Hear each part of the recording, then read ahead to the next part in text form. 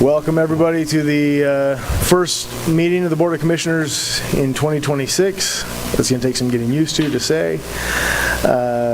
We'd like to start this meeting with an invocation by Pastor Greg Wright from the Westside Baptist Church and a member of our Interfaith Council. Pastor, thanks for coming. Thank you. Well, I chose a Bible verse for this first meeting of the year, and it's from Isaiah 43, verse 19. The context is God wanting to begin new with His people. And it says, "Behold, I will do a new thing. Now it shall spring forth. Shall you not know it? I will even make a road in the wilderness and rivers in the desert." And I thought all of that was appropriate for our setting because you are literally making roads in the desert in a wilderness area, and we want the Lord's blessing in that. So let's go to the Lord and have prayer. Father, we thank you for your grace and mercy that is evident all around us in your creation and this wonderful place to live and enjoy the people that are here. We thank you for all that you have done to make that available for us. We pray for our commissioners and ask that you would lead them, use them for blessing to our people. And we pray that through this, that you would be honored in this community and that you'd be pleased to bless us as we look to you. And so we pray particularly in this meeting that you would bless and lead. And we ask this in the name of Jesus. Amen. Amen. Thank you so much. Beautiful prayer. Thank you. And yes, if he could make our rivers a little bigger with some more snowpack or a few more of them, we'd be okay with that too. Yes. We will now have a Pledge of Allegiance led by Sergeant Jake Paul from our Sheriff's Office.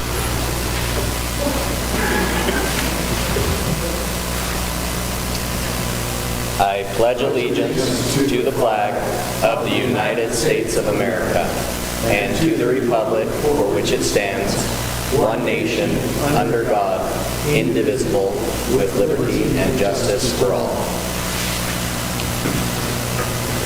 Thank you, Jason. There was a mix-up on who'd been asked first, so thanks for being willing to step up there. We'll start this meeting with the consent agenda. The consent agenda is a means of expediting the consideration of routine matters. If a commissioner requests that items be removed from the consent agenda, those items are placed at the beginning of the regular agenda. Other than requests to remove items, a motion to approve the items on the consent agenda is not debatable. Mr. Chairman, with your permission, I'd like to make a motion that we adopt the consent agenda consisting of item A, consideration of auditor-approved claims for payment for December 16th, 2025 through January 6th, 2026. B, consideration of special commission meeting minutes of December 15th, 2025. E, C, consideration of administrative adjustments, real property. D, consideration of administrative adjustments, personal property. And E, consideration of proof of publication of ordinance number 2025-1312-0, number 2025-1314-0, and 2025-1315-0, published on December 21st, 2025. And that's my motion. Second the motion. We have a motion and a second on the consent agenda. All in favor say aye. Aye. Motion passes. The first item on the irregular agenda is a presentation of the Sons of the American Revolution, Mr. Jeff McKenna and company. Commissioners, thank you for allowing us to be a part of your meeting today. And I first just want to introduce Jeff McKenna and Herb Chiak. They are the two that actually have done most of this work. Fortunately, Mr. President, I just asked people to do so. Anyway, I'll turn it over to Jeff. Well, let's just start off by saying that Steve is too kind. Jeff didn't do as much work other than call and get a meeting and coordinate with the commissioners. Herb Chiak did the work, and Mark Wetzel, who's not able to be here. But Herb, I think you need to present these to the commissioners. Okay, let's do that. I don't know if you want to, those in the audience, but Herb did all of the genealogy, and Mark Wetzel in the chapter did all of the graphics to put these together. But this is genealogy for each of these commissioners that goes all the way back to a patriot that fought in the American Revolution. That's not that easy to do. And to do it for free. Herb did that. And so we'll go ahead and present these to you. Can we come down? Thank you. Can we get a picture? Come on down.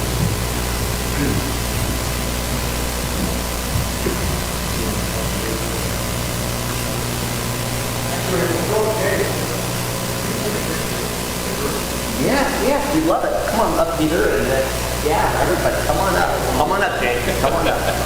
Well, take it. You're a lot prettier than you. Take better.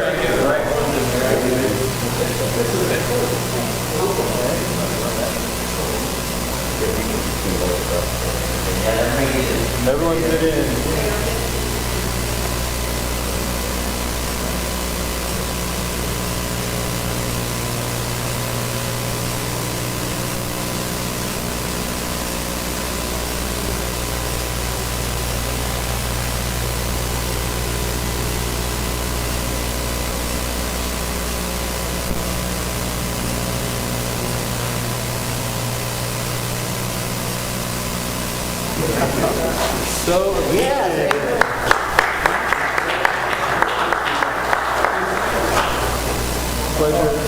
And I have to say just one more thing, because this is what was on my mind. There's three things that I think we need to note here.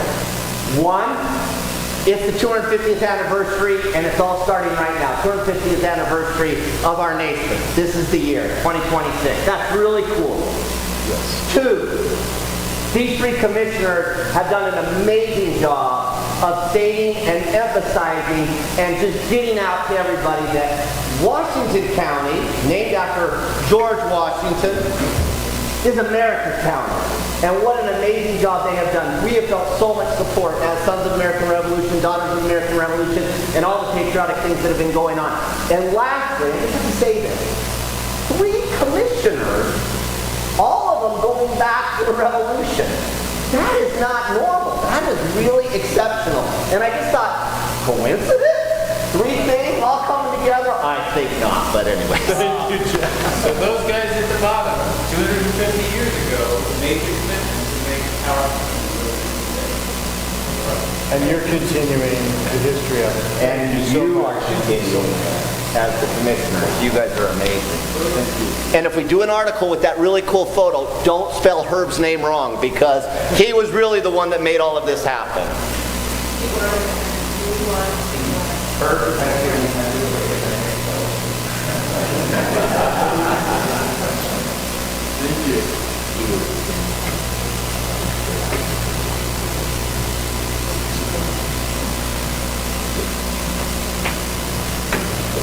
That is a great gift. Thank you so much. I didn't know that's what you were going to do today.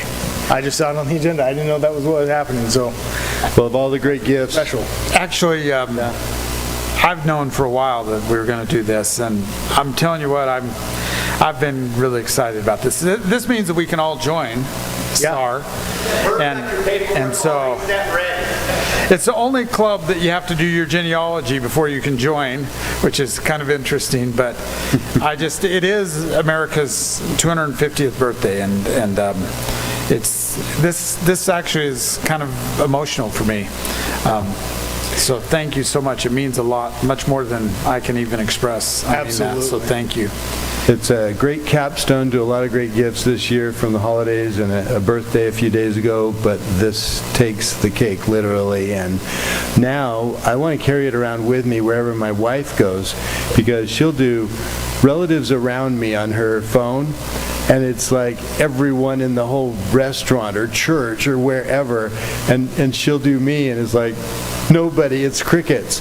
But now I can carry this around and say, hey, I can hold my head up against her. I have to Thank say, my wife has a substantial genealogy done that goes back into the royalty of Europe, and I always just tell her, you know, my family, we don't have royal blood, we're all a bunch of rebels. And today you prove that, and this is great, because I couldn't be prouder to be descended from rebels. And so, anyway, thanks so much. Thank It means you a lot. again. Lovely. I'm going to make one more comment. Absolutely. Yesterday, Walt Brooks, our representative, his application was presented yesterday, so we look forward to all three of you doing this. Happy to do it. Absolutely. If you've got the paperwork, I'd love to apply. Yes. What we born in the first Monday of every month, and 10 o'clock, and Okay. Okay. We'll have to change our busy Mondays. Nicole, we may need to Nicole. add that one in. All right, second, Jake, good luck. Second item on the agenda is the search and rescue report from our Washington County Sheriff's Office. Sergeant? I appreciate you letting me follow that, so that's great. So I wanted to go over the end of December numbers, and then we'll go over the year in total. So for November 18th through December 31st, we had 9 total search and rescues, 143 certified volunteer man hours, and 21 and a half certified deputy man hours. So 164 and a half man hours for this report. We closed the year out with 128 search and rescues. I'll go over the rescued subjects when we get to the main report there, but a couple highlights. On December 26th, at 16:59, we had an injured hiker on the Red Mountain Trail in the Red Cliffs Desert Reserve. So we responded to a female who'd sustained a reported broken arm after falling on Red Mountain Trail. She was located on the face of Red Mountain. She was descending down and she fell and landed on her arm. So, we located her with search and rescue personnel, and her injury was stabilized. And due to the steep terrain and how difficult it would have been to hike her down from her location, we requested that Star 9 came out on that one. And they came over with the helicopter and were able to hoist her off and bring her and land right at the trailhead at RIC there and brought her to the ambulance. She was transported to the hospital after that. The other one was on December 29th. We had a missing person. This was actually in St. George City here. And it was in the southeast section near the St. George Airport. There was a missing female that was suspected to be in the area. There'd been several previous calls during the day, and she was listed as a missing person that day, and they didn't know where she was. So they had multiple groups that searched that specific area. St. George PD searched it, helicopter searched it, and no one was really able to locate her in the area. So they figured they needed additional assistance at that point, and they requested that we come and help out with it. A couple of our search and rescue members were able to find a set of tracks at her last known location and tracked her for approximately 30 minutes before they located her laying in the dirt about a mile away from where they started the track. She was stabilized. They were able to get her in a vehicle and loaded her up and then brought her back to St. George PD's Incident Command, where she was loaded in the ambulance and transported to the hospital. So as far as the rest of the year, so like I said, we closed, just for your information, in the parentheses on your paper that you got there, I put the numbers for last year, for 2024. So you can reference those in relation to 2025. So we actually had 128 search and rescue incidents. We had 11 more than 2024, so it went up slightly. 2,968 and a half volunteer man hours and 461 certified staff man hours. So that went up about 500 hours between the 2 years. Search and rescue training man hours, we had 3,684 hours of training that our 100 volunteers did during the year. That went up about 300, and then our total man hours for search and rescue were 7,113 and a half. So it went up almost 800, about 800. Our rescued subjects, we had 68 that were county residents, 55 that were Utah residents but out of the county, 82 that were from out of state, and 3 that were international, bringing our total of rescued subjects to 208, which was, even though we only had 11 rescues, we had several major rescues that were big groups, and we ended up rescuing 60 more people this year than we did last year, even with only 11 additional rescues. Wow. So, do you have any questions about any of that? That's an impressive number. I mean, if you, the 7,000, was it 7,000? Yeah, 7,113. That's a lot of hours. Yeah. I mean, that is an enormous amount of time that the people give.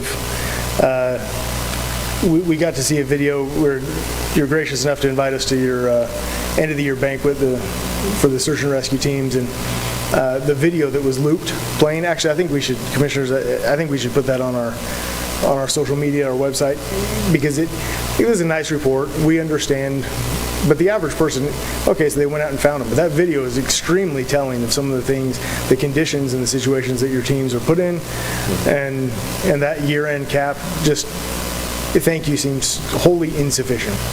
But I watched a video actually just this morning of a plane crash up north. They all survived, but the search and rescue teams that was there, and they were talking to the people that happened to be picnicking not far from the plane crash, that were the first ones there and were able to call. They videoed it, and you can see how the expressions of gratitude when search and rescue arrived.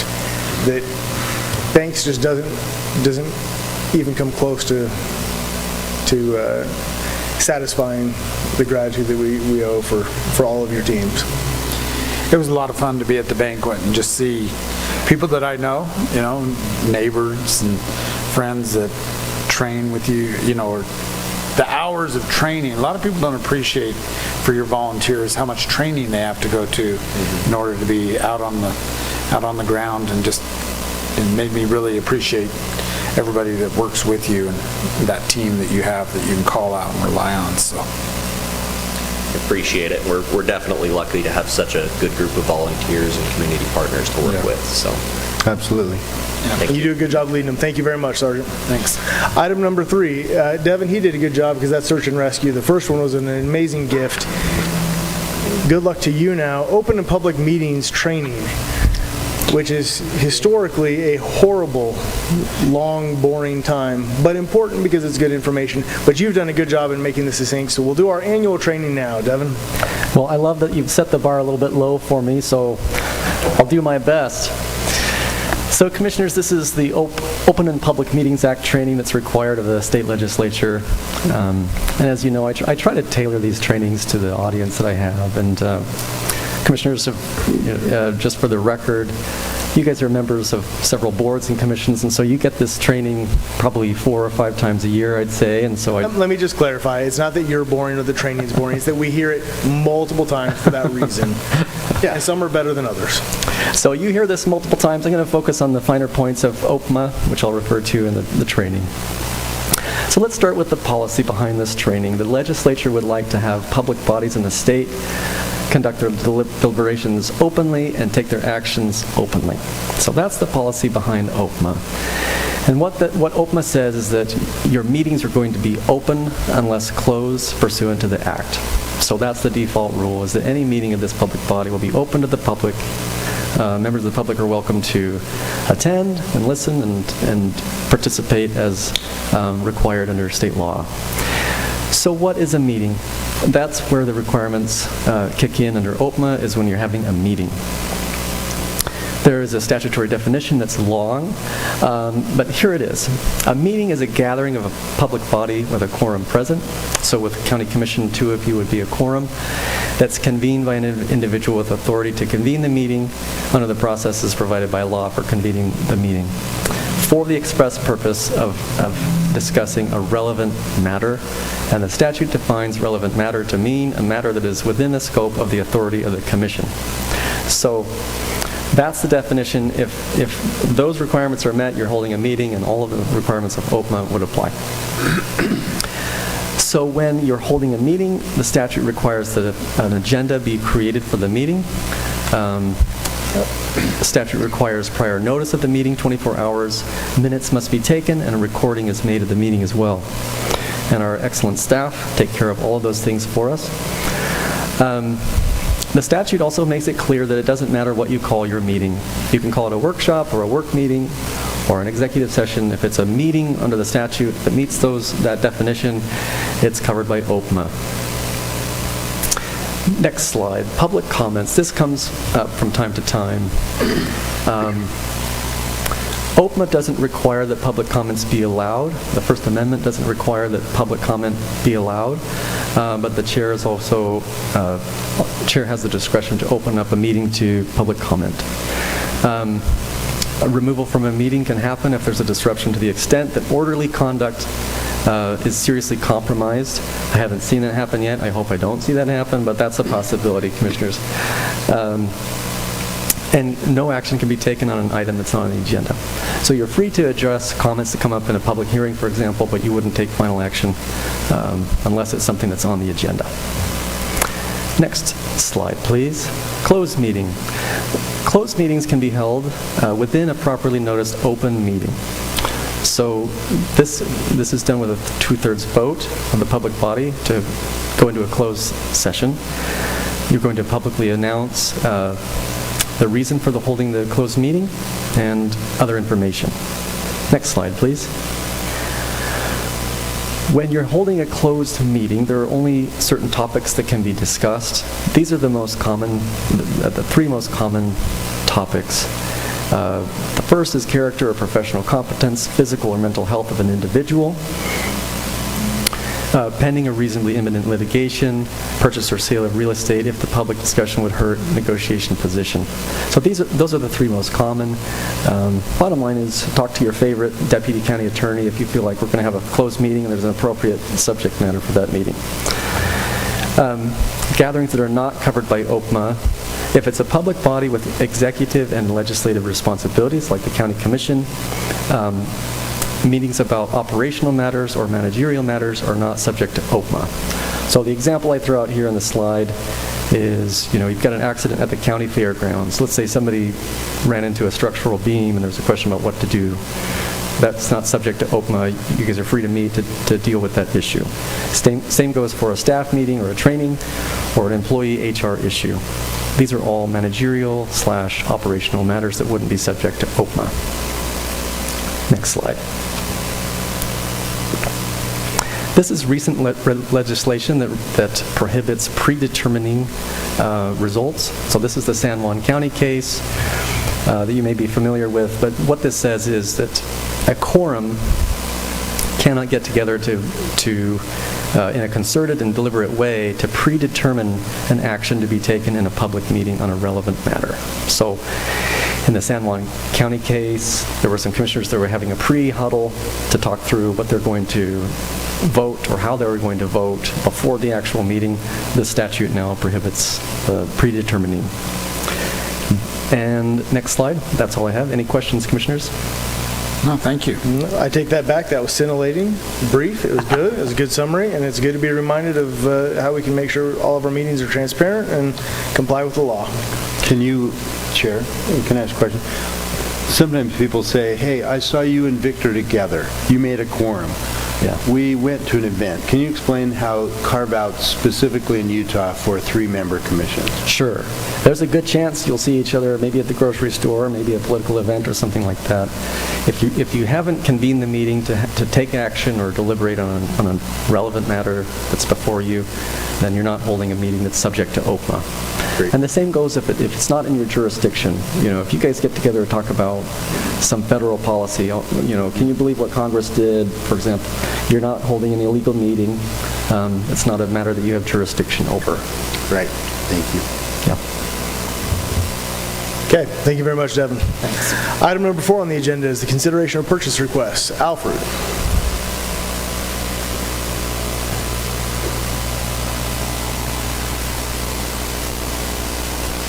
All right, so the first one that we have is for locks for new holding cells from the Sheriff's Office, and this is going to be for $13,000.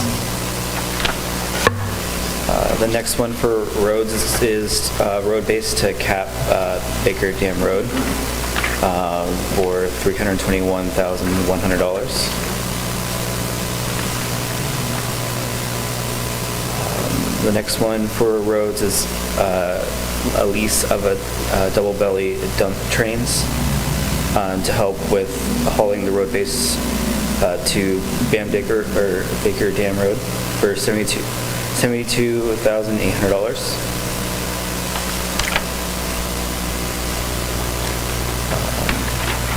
Next one for the roads is diesel with winter additive for $23,772.60. And the final one is going to be for the Habitat Conservation Plan and its chemicals for fire prevention for $11,978.60. Mr. Chair, I move that we approve the purchase requests which noted are already in a published and approved agenda, budget. I'll second that motion, Mr. Chairman. We have a motion and a second. All in favor, say aye. Aye. Motion passes. Thank you very much, Alfred. Item number 5 is consideration of resolution number R 2026-3658, a resolution adopting Washington's consolidated fee schedule for all districts that levy a tax. And Ryan Sullivan looks like he just stepped in the lobby. Well, I think it's important every year, according to statute, that we vote on these levies, correct? Correct. And here comes our esteemed clerk auditor, Ryan Sullivan.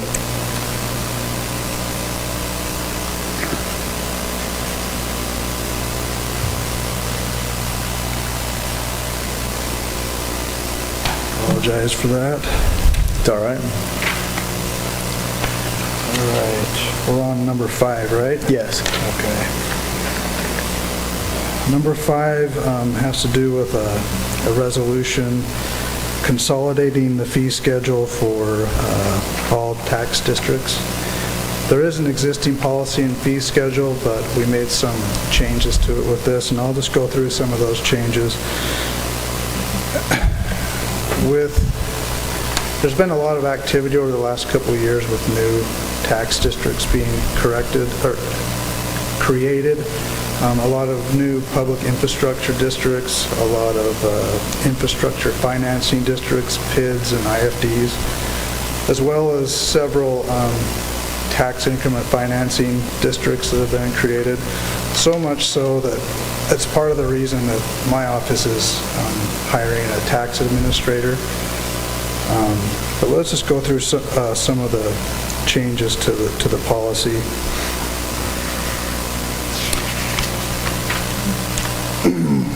One of them is that we're running into some issues where these districts that are being presented aren't following existing parcel lines, and it's hard to administer, it's impossible to administer a tax rate if it's just a partial parcel. It has to encompass that entire parcel.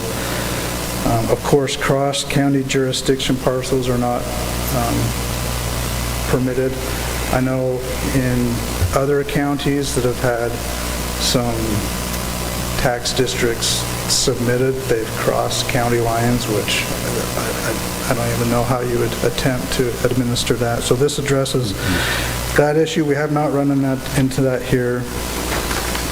If a new district overlaps the boundaries of multiple existing districts, we're starting to see now where there's districts that are being proposed that will basically pancake on top of existing districts, and some of those that it's setting on top of, sometimes it's setting on top of multiple districts.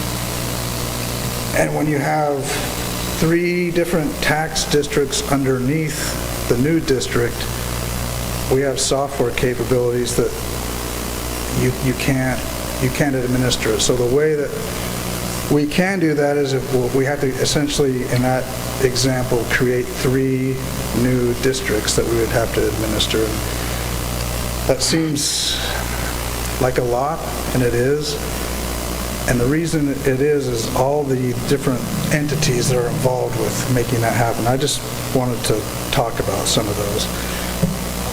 But the recorder's office gets involved, the attorney's office, the clerk, the auditor, the assessor, and the treasurer. That's kind of the preliminary setup. There's a lot that goes into setting these up. And then ongoing, which can be 30-plus years, through the ones that have debt tied to it. It's the clerk auditor's office. Each district needs tax reporting of the taxable value totals. There's new growth reports that need to be figured for each individual tax district. There's annual reporting for the IFDs to the clerk's office. each district needs a certified tax rate, and it might be one district, like the example that I gave you, that sits on top of 3, but because we have to create 3 new ones, there's 3 certified rates now that have to be administered across that. Sheriff's calling me, hopefully it's not an emergency. Hey, Ryan, quick question. So this applies to PIDs or any sort of district that sits inside of a city as well. It's not just unincorporated areas. Yeah, it's- Any taxing entity in Washington County you have to deal with? Yes. Okay. On the assessor side, there's an annual evaluation they have to do of every single property, and that gets included on the assessment roll. The treasurer, and back to the auditor, it's a new district that has to be put on the valuation notices. It gets sent out to everyone. There's lots of proofing going back and forth to make sure you have everything lined up right. On the treasurer's side, it goes on, each district would have to be included on the tax bill. Then there's the collection of all the different districts, and then the distributions. So it's getting to be a lot. And I can say just in the 2.5 years, I wish I had a number, but it's significant. We've almost doubled the amount of taxing districts. So another part of the policy is districts that are existing, they're grandfathered in, they don't need to pay the fee. There's some that exist that have not levied a tax yet, and that when they do levy a tax, they would be subject to the fee.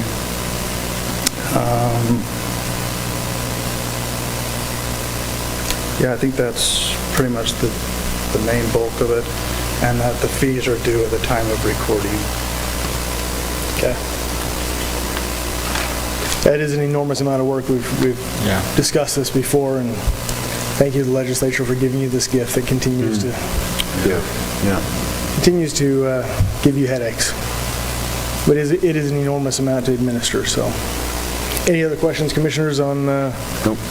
on item number 5? No, I think Ryan's done a very good job of explaining the administrative obligation and cost and burden. So with that, Mr. Chairman, I'd like to make a motion that we adopt Resolution R-2026-3658, a resolution adopting Washington County's consolidated fee schedule for all districts that levy a tax.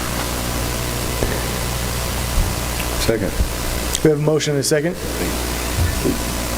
We had a hand up. It's up to you if you wanted to recognize. Sure, was there, who had a hand up? Yeah. Oh, okay. Yes, please. Sure, yeah. Matt Entz with Snow, Jensen, and Reese. I appreciate you giving me just a moment. I'll try to be really brief. First of all, I just want to acknowledge everything that Ryan said. I feel very aware of the fact that I am probably the cause of a lot of his pain and anguish because my law firm represents and helps to create a lot of these districts. So I fully acknowledge the work that the county does, the work that the county staff does to administer these. I am not here to criticize this policy at all. What I am here to just make you aware of is I have one particular client who is in the process of creating a district. They had this district approved by the city of Hurricane in early December. They've filed the request for creation with the Lieutenant Governor's office on December 30th. So we're literally just waiting for a certificate of creation to be issued, at which point we can record it. Because this policy attaches the fees to the recording of the district creation, they will now be subject to fees that they did not anticipate because they understood under the prior policy, which was adopted in August of last year, that they would be paying an $8,000 flat fee. They are one of these districts that once it's created, it will overlap 2 other districts, and so under the new policy, they will be paying a $24,000 fee. Now, again, this is no criticism of the work that, that is going to be required. I recognize that there will be a lot of work required. My concern is that they were not aware of this. here at the 11th hour, they're now being told, this fee is going to triple. So all I'm asking for from you as the commission is recognition that this particular district, it's called the ZRMC Public Infrastructure District. It was created to help finance a new hospital complex in Hurricane City. We would like them to have the prior policy, the one adopted in August, apply to them so that they can pay that $8,000 fee when they record the creation. That's my only request today. Beyond that, we will comply with the policy going forward. So I appreciate your time. Okay, thank you, Matt. Thank you. Well, that is a good... Ryan,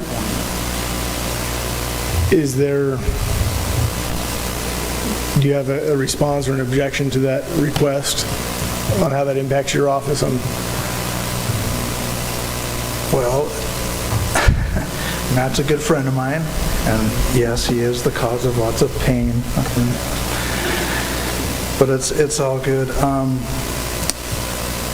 Yeah, I guess I do have reservations against that because, again, it would be 3 districts that all those different offices would be responsible for administering for, I imagine, 30 years is probably what the debt is on the public infrastructure district. It's typically what they are, so.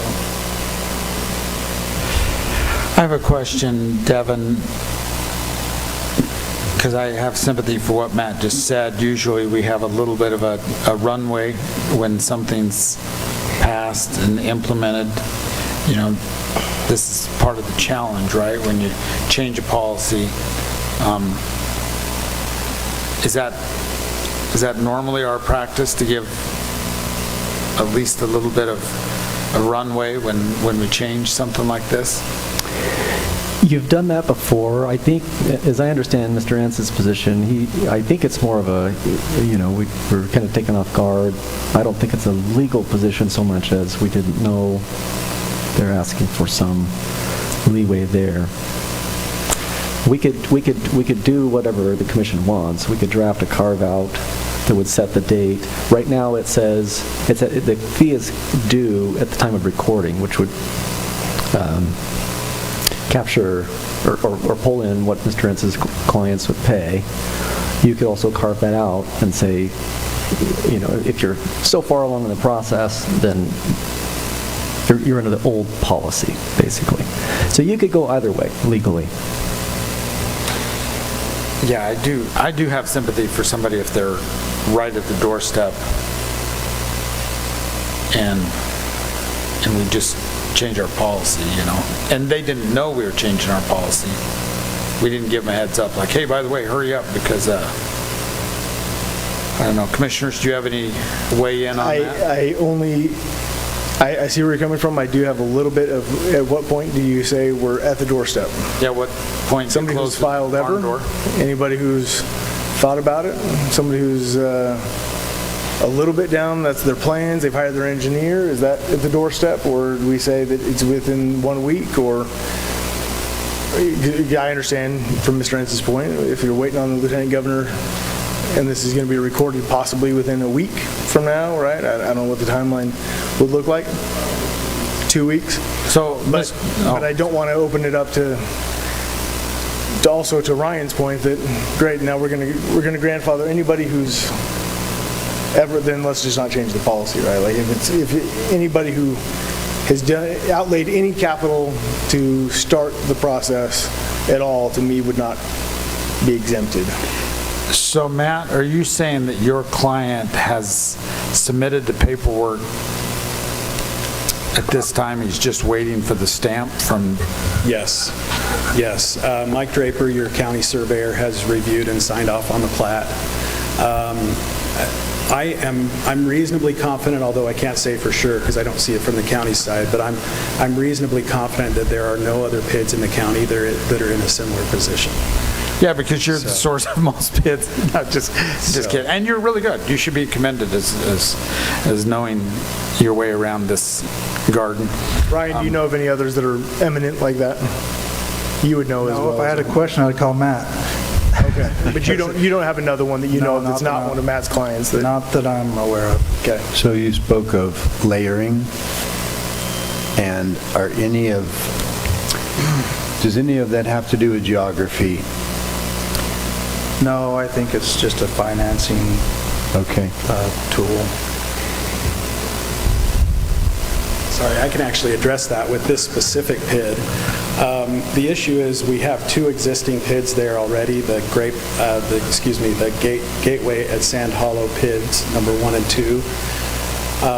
They are also actually helping to finance improvements that will benefit this project, which is why there's some layering going on there. We're actually in the process of looking at changing the boundaries of those districts to change how the three districts interact and make it make more sense with what they're trying to accomplish. And that's frankly one of our concerns, is if we would have been aware of this with a little bit more lead time, we could have probably accelerated that process to alleviate some of Ryan's work. But I literally, the first I heard of this was December 30th, had an email exchange with Mike, and I think Ryan was on that email as well. And of course saw the policy today when Devin shared it with me. So that's, I think you understand the request. We think that this particular client is, uniquely positioned, so I don't think we're creating any kind of a precedent or opening a door, Commissioner Snow, but it's, of course, up to you. Commissioners, I'm inclined, just for the record, I have a lot of sympathy for somebody who's already this far along in the process. I also have a lot of sympathy for our clerk auditor's office and just how much work this is.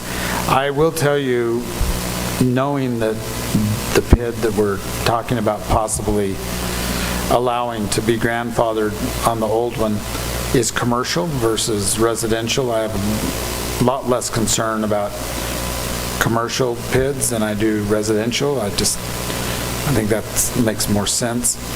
So, I don't know, the fact that they're not just promising to, oh yeah, we're getting the paperwork in and it's going to be going through, we've been thinking about this for a long time, the fact that it's literally at the Lieutenant Governor's office at this time, for me, is almost like they're at the finish line, and we should take that into consideration under the old policy. But So is that a motion? well, that was my deep thoughts that I was sharing with the two of you. I only asked about the geography because I felt like if one was completely within the new one, if the other two, then I could see where perhaps one of those of the third would go away and take it down to 16. That would give us a little benefit if there's a legal way of doing that, knowing fully well that going forward, I mean, is this ongoing, or is this just the initial recording requirements and the adaptation of the state law? So with respect to this particular PID, this is most likely a one-time thing. It's pretty self-contained. It's one commercial project. I have to be careful to make promises that I can't keep, but again, we do anticipate that there are going to be some changes there that will simplify the tax districts. I just don't have time to finish it in the window that I have. And Ryan's expense is that we have to send out notices for all three every year. If there were 3 districts created, then... Yeah, and so it triples the, so to speak, the envelope printing, the letter printing, that's what I'm saying, is you've tripled the work because now you have 3 individual legal entities. Mr. Chairman, I've made the motion to adopt item 5. I would like to amend that motion with allowing the ZRMC PID to come in under the old fee schedule. That would be my motion. So Devin, if that was seconded and voted on, does that work for this, or do we need to rewrite this resolution? If you directed me to carve something like that, to put in a carve-out provision, I could do that, and then you'd authorize the chair to sign the final. Because I don't want to drag this out for sure. weeks and weeks from now for Ryan's benefit. Knowing that we have the legislative day, so I think our next meeting is the 1st of February, so I don't want to give it another month. So as long as we can do that. Okay. Yep. So that's the motion. I'll second that motion. We have a motion and a second. All in favor say aye. Aye. Aye. Motion passes. The question was raised, this has nothing to do with the exact item, but are there any more of these hanging out there that are going to surprise us? Not that I'm aware of that are in the works. I think this was the only one that was pending. If this one was not filed already with the Lieutenant Governor's office, I don't, that's, that and the fact that it's filed and a commercial property, a commercial pit, is kind of what weighed on me to give them the... Yeah. I'd like to, for Ryan's benefit, just say that we're one and done. Yeah, there won't be any more exceptions. Okay. Okay. Item number 6 is consideration of Resolution R 2026-3659, a resolution authorizing the Washington County Clerk Auditor to adopt and implement changes to the fee schedule for services. Ryan again. So I'm making a concerted effort to go through all of the county-owned property, and there's a pretty good list. And it does require a lot of legwork from my office, and the attorney's office, and the recorder's office, and eventually the treasurer's office. So on some of these parcels that we're going to surplus and sell off to help recoup some of our cost, do all the prep work on those, we're implementing what are we calling it, a processing fee for county real property disposition, which is $1,000 per parcel. Okay. We do have a lot of them, and they're annoying for you because they're scattered all over. That book is way too big. Yeah, we're working on it. We're hoping this year we'll be able to auction many of those off. Yeah, well, it makes a lot of sense. So I move that we approve the request on item 6 for resolution number R 2026-3659, authorizing the Washington County Clerk Auditor to adopt and implement the changes to the fee schedule for services as submitted. I'll second that motion. We have a motion and a second. All in favor say aye. Aye. Aye. Motion passes. Item number 7, which I think you just segued right into this, Ryan, is consideration of Resolution R 2026-3660, a resolution authorizing the disposition of certain real property in Washington County. Yeah, so you're right. This was a parcel that was on the list. And not only was it on the list, but we had an adjacent property owner reach out to the county to see how they could potentially buy this property. And I don't know if we're able to pull it up. I don't think Sarah has that ready, but it should be in your packet. We have a packet. So the parcel that's highlighted there is, it's essentially an access. It would act as an access point. But the parcel that the owner owns right now is the one that ends in C. Can you see that there on your packet? The V-214. Got it there. Just be to the west of the highlighted parcel. To the left of it. The property that you can see the improvement on, they have the access onto Highway 9 there in Virgin, so it wouldn't affect them. Typically, we would auction this off to the highest bidder, but really this is kind of a de minimis piece. It really serves no one other than it would give access to this property where they could potentially have some more use for it.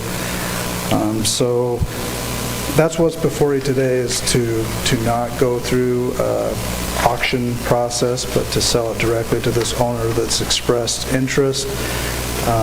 That $1,000 fee that we just discussed would apply, and the assessor's office actually has a $1,000 minimum value. They have parcels that really you can't do much with. They have a minimum value on it.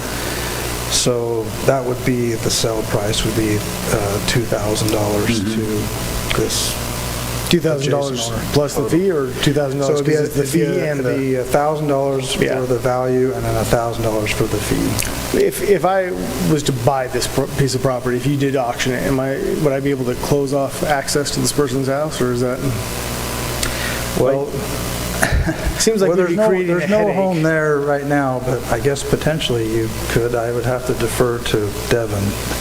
So if like my that's a- memory serves me well, in the past, we've done this. I don't know if, I assume we have a policy, Devin, that allows the clerk auditor to deal directly with property owners on this, because we've, for example, owned people's backyards on accident, because it somehow, when it's subdivided, it didn't get put into the right names or things like that. And we've just worked with the homeowner if they wanted it, and Right, the code specifically allows the commission to dispense with the whole public auction process, I think for this exact reason, where if it's somebody's yard, it makes more sense to work with them directly rather than open it up, because you do have people who would come and auction and buy somebody's backyard and then approach the property owner and say, hey, by the way, I just bought your backyard, how much are you going to pay me for it, right? And so you're trying to avoid those situations. And that was my point. I think it's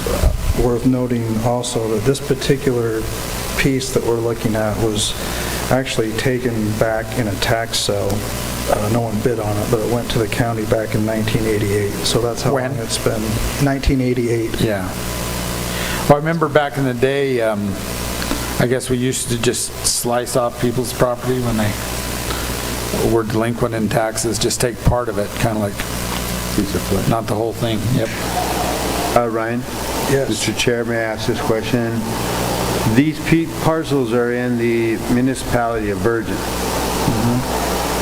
And you're saying that A1C, which sounds like a commercial, is purchasing A1D? That's what they're requesting, yes. Okay. Does that, and is this the same person that owns B? No. My concern is, and maybe we'll just let Virgin deal with it if that changes, and in this case, it would maybe help A1C to buy it for zoning purposes, and we'll just leave that with Virgin. I just see a future issue coming up where somebody buys a parcel and now they no longer meet the zoning requirements for building a house or whatever, and again, it's our property, we could just abandon the care of it, but if this were in the county, I would want us to address that. Does it make sense? Because we might have to force a zone change, or they may... Yeah, I mean, if anything, I don't know that it would affect anything. They'd be making their parcel bigger. And this one bigger, yes. I just see a potential, let's look at that in the future, but I don't see it being an issue, making a parcel bigger in this case, based on the fact that it's different owners. I'm really just asking that for the future reference. Okay? I would agree with that, Commissioner. Where they're getting more, I don't see a concern. Correct. From that standpoint. So, and we're really not going to look at zoning. I mean, you'll see more of these hopefully in the future. I know that Ryan has plans to dispose of more. We're really not going to get into zoning questions. It's really on the property owners to kind of sort out how that's all going to play out. Okay. Makes sense. Well, very good, Mr. Chairman. I make a motion we adopt Resolution R-2026-3660, a resolution authorizing the disposition of certain real property in Washington County. Second. We have a motion and a second. All in favor, say aye. Aye. Aye. Motion passes. Thank you very much, Ryan. Item number 8 is consideration of Resolution 2026-3661, approving an agreement with Runbeck Election Services for ballot and envelope printing. Jenna. In September of 2025, we released an RFP for a print vendor. We received 3 responses, one from Sea Change, one from K&H, who was our current vendor, or was our vendor, and then from Runbeck. After careful consideration, Runbeck is the company that we would like to go with. So my question, this isn't who we used in the past. I know that other counties have changed vendors and then suddenly they find themselves in a crisis. Can we trust Is it Iron County, the last these one? people? At Major They Region? have a good history. Do I'm they? confident in this contract. Okay, yeah, it was Iron County. Iron but County went... There's a couple counties, but Iron County had like, I don't, hopefully it wasn't Iron County's fault, but they blamed their vendor, they said it was their vendor's fault. So that's not the vendor we're hiring, right? Not that I'm aware of, no. Maybe double check. Have you ever done work for Iron County, by the way? They're out of Seattle over there. Yeah. Jenna, do you have, just walk us real quickly through, they take our information, they transfer it to the envelope, it's printed, and they postage it, and it's gone? Correct. In other words, we're paying one package price. Yes, and they're all different, like our inserts are one set fee, the envelope is one set fee, but that is all laid out, so there's no surprises in what our fees will be. So we're writing one check for it to, from womb to tomb, this ballot goes out. Multiple, Okay. yes. Okay. I don't love the fact they say defending democracy. We're a republic. So I don't know how they're going to change their name based on our... Commissioners, do you think that maybe Jenna could try to maybe explain the reasoning behind wanting to make the change? Like there's, I'm sure, certain criteria that you recognize that they would be more efficient or better at than the other company, or? So we were with K&H for quite some time, and so it was just time to look at our different options. One of the biggest things for us is that ballot stub across the top that we ask voters to tear off and they don't. So as we're opening ballots, we have to constantly tear those and hope that it doesn't affect our machines. So that was a huge selling point with Runbeck, that ballot stub is not printed with the ballots. So it's ease of use, efficiency, less, it's more clear for the voter. K&H couldn't just have removed that? They're like, nope, you get the stub no matter what? Correct. That seems stupid on their part. Okay. Okay. Well, I'm glad that we look at, as part of it, like you said, we've been with them for a while, so we always look at vendors and can we get a better value, better price for our citizens, and yeah, good. Mr. Chair, I move that we approve resolution number R 2026-3661, a resolution approving an agreement with Runbeck Election Services for ballot and envelope printing. I'll second that motion, Mr. Chairman. Motion is second. All in favor, say aye. Aye. Aye. Thank you very much. Thanks, Motion Chairman. passes. Item number 9 is consideration of Resolution R 2026-3662, a resolution approving a renewed agreement between Washington County and Heber Barney for food concession services at Legacy Park. Colby.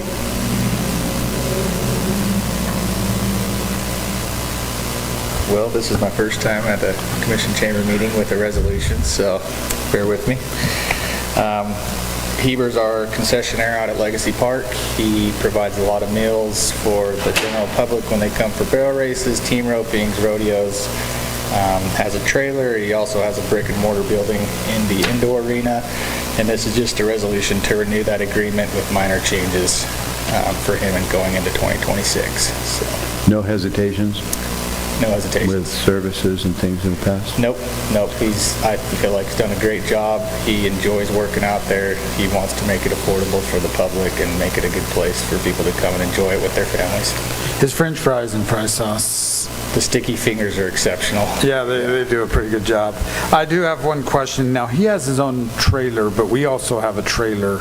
Which one does he use? He uses his, yeah. Okay. He'll occasionally use ours to keep food warm. For, say, the senior games is the most recent one. But other than that, he's using exclusively his own trailer. Well, one of the reasons we have a food vendor out there is for like smaller events and stuff, making sure they have food. I've always observed that he's good about being there for different events. Big or small, yeah. So the people are happy with him? I believe so. I've seen him at events with, not very many people and still showing up there, and as well as your larger events and being there too. So We were there that day with Glenn, and there was nobody there, and he was there working. And he was still There was, 3 or 4 people, it seemed like, in the indoor Yeah. arena, and yeah, he was there that day. he's Good service. willing to do the good service, which to me goes a long ways. Well, I have to admit, I really like him. I like the whole family. They're good people. Right. So, all righty. Well, any other questions? Do you have a motion? Yeah, I'll go ahead and make a motion that we adopt Resolution R-2026-3662, a resolution approving a renewal agreement between Washington County and Heber Barney for food concession services at Legacy Park. Second. Motion and a second. All in favor, say aye. Aye. Aye. Motion passes. Thank you very much, Colby. Colby. Item number 10 is consideration of Resolution R 2026-3663, approving TRT funding for data services from Key Data for the Washington County Tourism Department. Matthew. How's it going, Commissioners? So this agreement is for a one-year contract with the data company Key Data for the cost of $32,000. So this company would be able to provide our office with valuable visitor information, not only from hotels, but also from short-term rentals. And then this information will help our office with our strategic marketing decision-making. Very good. We've talked about this before. Does this give us geographic information, center of where we're getting people coming from? Yes, it does, and it gives us some international information about international visitors, which is something that we haven't had a lot of data streams tell us before, so really important for that. And I think I remember reading the information about what they offered, that they show us a lot of demographics that some other companies don't include. That's correct. Okay. So Matthew, in the past, we've approved agreements and contracts with different data. Do we have more than one contract, or is this a renewal, or? So this is a new one. One of the main reasons that we went with these guys is they provide short-term rental data, which is something that we really haven't had a lot of before, and where that's kind of a big piece of the tourism ecosystem here. We felt that it was important to see where the visitors going for short-term rentals went, but they're also able to provide us some hotel information in addition to that short-term rental data. But this data is different than Granicus. It's different. Granicus is more on compliance. This is more on kind of visitor demographic information. This is kind of Big Brother in some ways. It is a little bit, for sure. But on tourists, not our own citizens. Yeah. Yeah, that makes sense. Yeah, we violate their privacy all the time. Okay, item number 10. The credit card company violates their privacy. Well, the one thing I liked about it, too, is it verifies some of Granicus information, because it looks at the geography of where that TRT is coming from within certain municipalities, and that is helpful to us, because if somebody comes back to us and says, we're Washington City, we have the lion's share, not really. All right, so item number 10, I move that we approve resolution number R-2026-3663, resolution approving TRT funding for data services from Key Data for the Washington County Tourism Department. I'll second that motion. We have a motion and a second. All in favor, say aye. Aye. Aye. Motion passes. Thank you, Matthew. Yep. Item 11 is consideration of Resolution R-2026-3664, resolution approving a commissary agreement for the Washington County Purgatory Facility. Devin. Yes, this is an agreement for commissary services at the jail. This is a company that basically handles everything. This is, they sell clothing or food items, snacks, candy, whatever to inmates. They handle all of it. So it's a benefit to the jail because administration and staff, they don't have to run all of this. This is handled. And because of the jail setting, there are some security requirements that your typical food vendor might not be familiar with. So there are safety reasons for why you might not want to sell certain items, right? So it's a company that's well known. This is a 3-year agreement that would have them provide those services to the jail. Very good. It's kind of a specialized service. Yep. Well, Mr. Chairman, I'll make a motion that we adopt Resolution R-2026-3664, resolution approving a commissary agreement for Washington County Purgatory Facility. Second. Motion and a second. All in favor, say aye. Aye. Aye. Aye. Motion passes. Item number 12 is consideration of Resolution R-2026-3665, appointing and reappointing board members to the Southwest Regional Response and Coordination Team. Jason. So that SWIRT, as we refer to it, is the body that primarily deals with the Homeland Security grant money for our region, our 5-county region. Its other responsibility would be to provide mutual aid and support to the other members of the region. Washington County is the big brother to that group. We have typically chaired that committee, and one of the things before you is to continue having us chair that with my position. and then we're reappointing our 2 board members that vote on that. The amount of money that we deal with typically is around $400,000 for the region. Fairly important, and our office is also the fiduciary there. McCoy manages a lot of that money and does a lot of the reimbursements for us. Okay. As part of the motion, are we including the names that are reappointments, or just comment in the... Do you need those? Sorry, what was the question? I see Joe Decker, Brad Esplin. Into the record. Yeah, do we... Because the names aren't in the typed 12, but it is in the paperwork. Do you want me to mention the names of reappointment?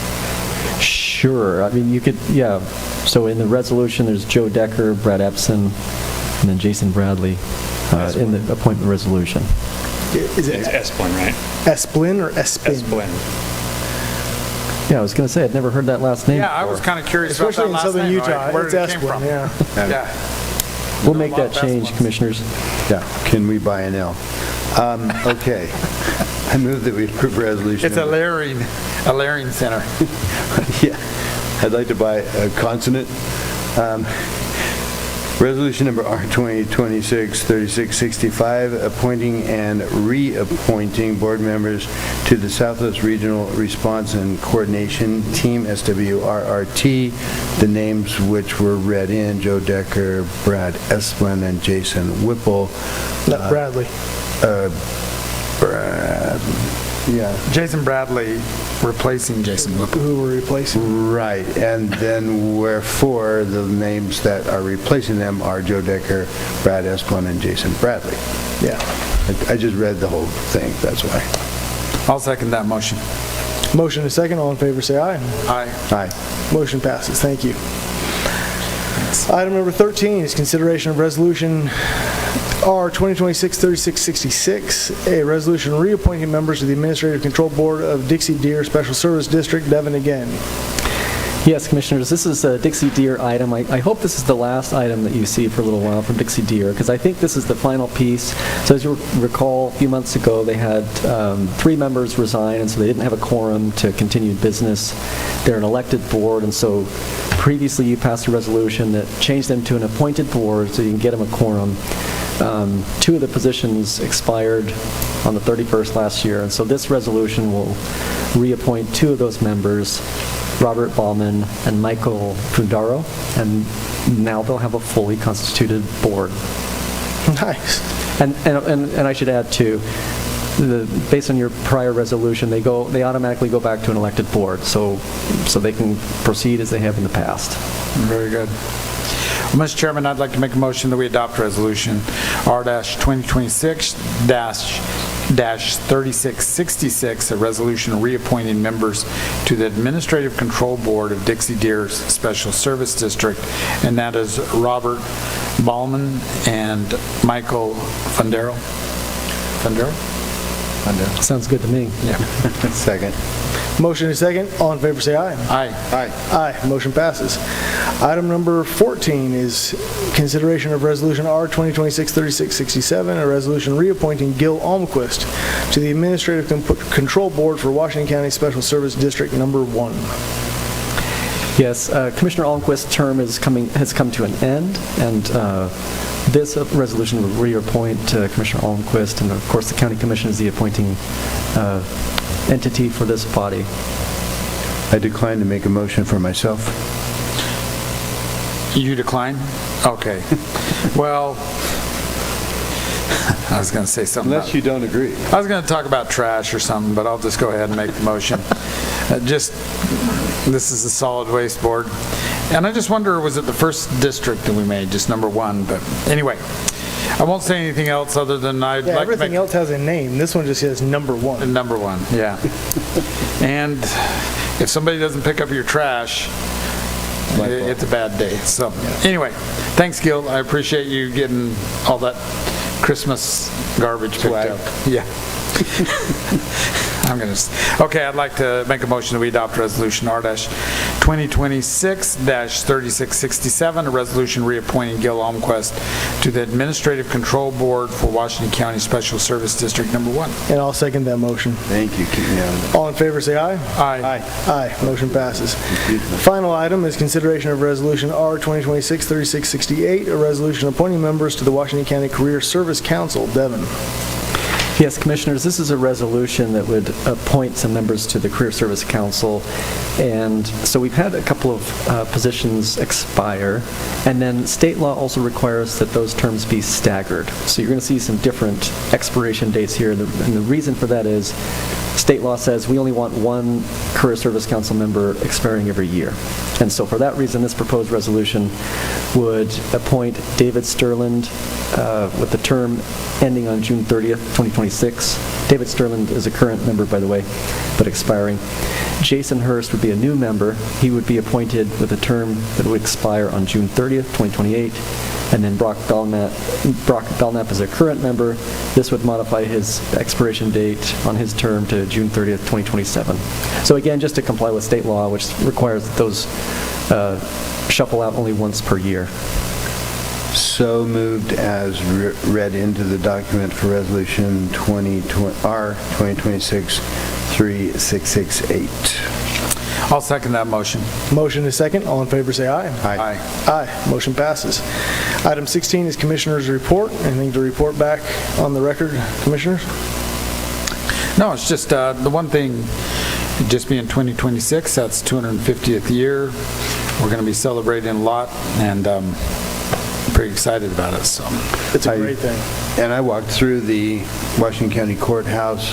It's amazing what they've done in just the last couple of weeks.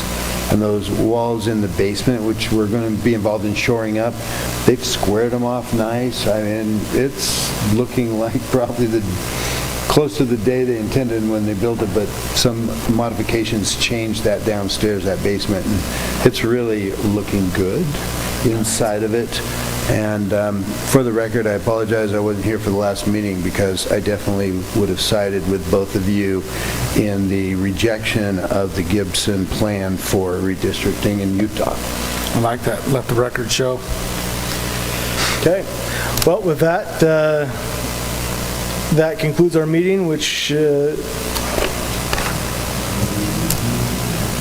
we'll just end it with that. That concludes our meeting. Thank you very much. And thank you, Adam, for making it despite your... I don't know, Adam probably didn't pick up on this.